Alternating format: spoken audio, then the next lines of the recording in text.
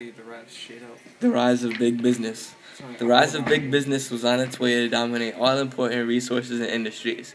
The businesses were very capable of making goods faster, more efficient, and could cut prices using large manufacturing facilities, which paid out an enormous profit that led to more investments.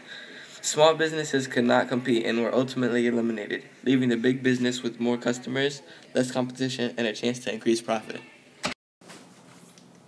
Laissez-faire capitalism.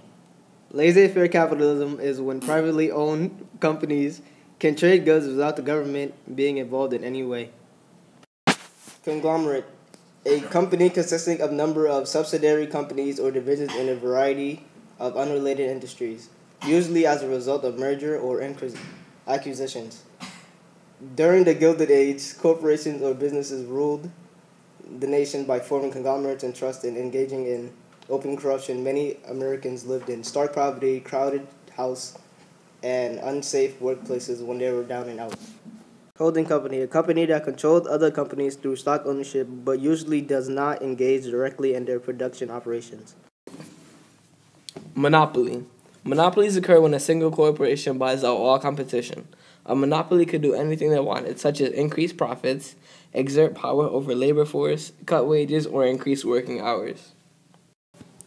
John D. Rockefeller, the co-founder of the Standard Oil Company. The Standard Oil Company dominated the oil industry and was the first great U.S. business with significant market power. Kerosene and gasoline became more important, and Rockefeller's wealth rose and became the world's richest man.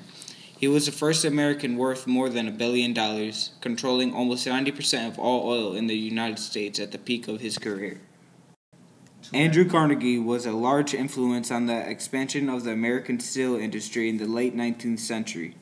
He created a cheap and efficient way of mass-producing steel and made his wealth in the steel industry, and conducted the most large-scale iron and steel operations ever owned by someone in the United States.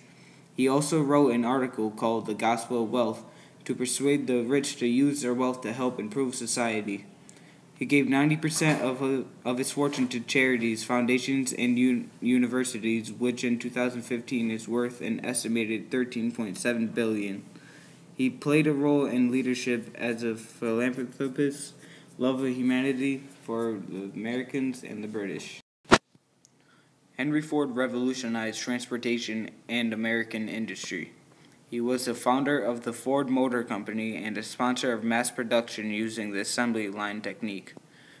Ford was committed to lowering costs, and he contributed to many technical and business innovations, including a franchise system that created dealerships throughout most of North America. Ford developed and produced an automobile that most middle-class citizens could afford, converting the automobile from an expensive wish to something practical. Because of this, he became one of the richest and best-known people in the world. J.P. Morgan dominated corporate finance and industrial consolidation. He was an American financier and a banker. Morgan merged Edison General Electric and Thomas Houston Electric Company to form General Electric, and was a major role in the creation of the United States Steel Corporation. He had financial investments in many large corporations and had a significant influence over the nation's finance and the United States Congress members. As big businesses and corporations became more and more powerful, they thought of fixing the prices. A pool is when they maintain prices within an industry at an agreed level. These organized pools didn't last long due to one pool member who outprices to steal customers from the competition within their pool. New laws were posed to regulate the monopolies, like the 1887 Interstate Commerce Act that was passed to curb the activities of the railroads. Also, the 1890 Sherman Antitrust Act that was passed by Congress to protect and trade commerce from unfair business practices that limited connections and controlled prices.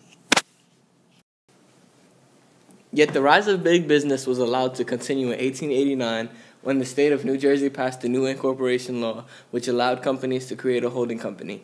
A holding company owned all the stock of companies but could not produce anything themselves. allowing the companies to form a massive organization. By the 1900s, there are more than 300 holding companies. We got like three more. Big business and corporations had control over the main resources: railroads, banking, steel, oil refining, meatpacking, and manufacturing. The number of millionaires in America exceeded 4,000. The rise of big business had brought positive benefits to the economy and helped improve the lifestyles of many Americans. On the downside, their power led to the abuse of workers and corruption of the political system. Established in the progressive era by President Theodore Roosevelt, the Department of Commerce and Labor was used to reduce the tension between labor and management. In 1904, the Supreme Court ruled and the Northern Securities Companies was dissolved. The Department of Commerce and Labor included a division called the Bureau of Corporation, which allowed authority to investigate and regulate corporations. This allowed the government to have control over the activities without having to sacrifice economic efficiency by breaking up trusts and holding companies.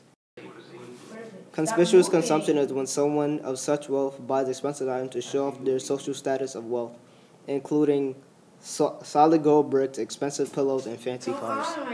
Philanthropy is when a person gives money to a charity or another person, not out of personal gain, but to be a kind person.